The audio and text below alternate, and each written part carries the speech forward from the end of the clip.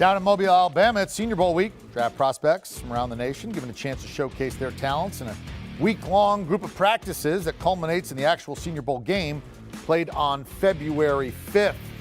An awful lot of fun, pretty prestigious to be invited, and we have our prestigious guys down there covering this thing. Here he is, our five-time NFL Executive of the Year, three-time Super Bowl champion Scott Pioli, and our CBS Sports NFL draft expert, Ryan Wilson. So let's start here. I mean, look, the most famous line ever about practice is, we talk about practice, right? I mean, that's Allen Iverson basically saying it's not that important. This is the opposite of that. What's it like at practice when these are essentially tryouts? Scott, please, you first. Well, what happened today was interesting because Ryan and I were talking about this. The first practice with the New York Jets staff was 100 miles an hour. The great kind of practice that evaluators want to see because guys are going hard, they're going fast, you're getting a chance to actually evaluate them. This afternoon's practice it had contact, but it was a little bit slower pace. It wasn't as intense.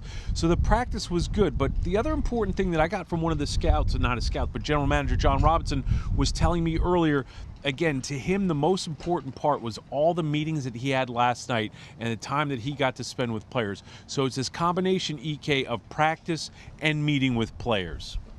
Yeah, and the funny thing is, Scott, we were talking about this in the second practice, a lot of players on the ground, and you were frustrated by that because there's injury concern there.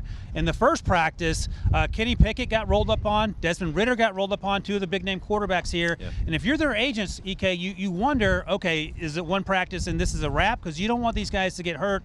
And these aren't meaningless practices by any means, but it's not worth it if you can't do the practices properly. And I know you were frustrated by the fact that these guys are on the ground. It just needs to be controlled a little bit, and players need to be reminded constantly, go hard, but everybody stay up. All right, well, let's talk about specific players. Ryan, I'll go to you first. The quarterbacks today, who was the most impressive in your opinion and why?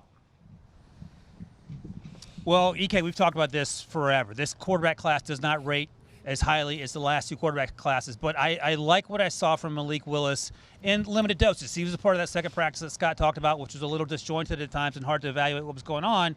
But the elusivity, the things that you want in these modern-day quarterbacks, Scott, we saw a lot of that. His ability to get outside the pocket, to improvise, the off-platform throws, and he has the best arm out here as well. He sometimes struggled with consistency. We saw that during the course of his season at Liberty. But he gave you the glimpses of the things you wanted to see from the modern-day quarterback, if you will, and that's exciting. You don't want him to see him out here throwing balls in the dirt or missing reads. You suspect some balls to be not necessarily accurate because you're new with these receivers. But there were a lot of things that I liked on that first practice. Yeah, and EK, one of the guys that I wanted to watch today was Sam Howell. I was hoping to see something that stood out. And as I said earlier to Ryan, what I saw today was nothing that changed my opinion, which is I don't have a strong opinion either way about him because most of what he did well and his best throws were against air when receivers were just running routes without defenders that you had to throw around or throw away from.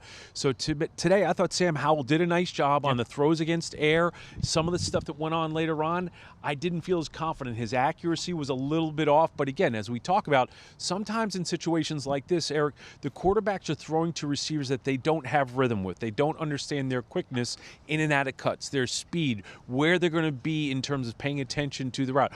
If it's a 7-yard route, where you're cutting at 7 yards, are they cutting at 6 or are they going to 8? So some of that timing stuff and, again, the discipline of routes sometimes throws off everybody. All right, how about non-quarterback? Who was very impressive?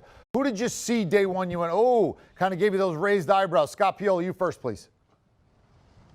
To me, it was Boya Mafe out of Minnesota, an edge rusher, explosive, and I want to say that he weighed in at about 255 pounds. Eric, his initial quickness and explosiveness, again, a player that I don't know that well, seen him on some tape, but when I saw him live and saw his explosion in the one-on-one pass rushes, just to see him come off the ball, he's a guy that people are going to start paying a lot of attention to. Absolutely, and during the season, he got my attention because I didn't know who he was either. And then you're watching, going, who is this guy, and why is he doing those things? And he looks different. He looks different, absolutely. My guy, EK, is Christian Watson, North Dakota State wide receiver. Played with Trey Lance, 2 seasons ago in 2019. Balled out in 2019 as a 6'4", big body target. He runs really well. High point catches the ball really well. Huge catch radius. All the catchphrases we're used to hearing. Didn't play in 2020, obviously, because of COVID, and had a huge year this year post Trey Lance. And he's come out here, and he has not looked at all out of place, even though he's an FCS player. High ceiling guy, again, the scouting terms, but he has been impressive. And when, Scott, you know this better than I do, when you're a small school guy, sometimes you're overwhelmed by the bright lights. I did not see that from him today. No, he was not overwhelmed. The other thing was, again, we talked about this a little earlier. Big guys from small schools, beware. You just have to measure a little bit extra. But I think you're right on, Ryan. Maybe the best place to be right now would be in Mobile, Alabama, going out for a steak with those two, talking ball and prospects. That's how you learn. That would be fun. Thank you very much, guys. Appreciate the time.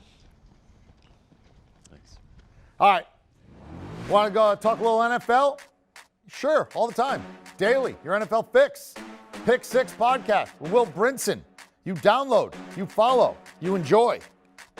Do you want a sports network that delivers everything that matters about the game? The highlights, the picks, the instant analysis, no yelling, no fake debates, no politics. Hit the subscribe button and never miss a moment.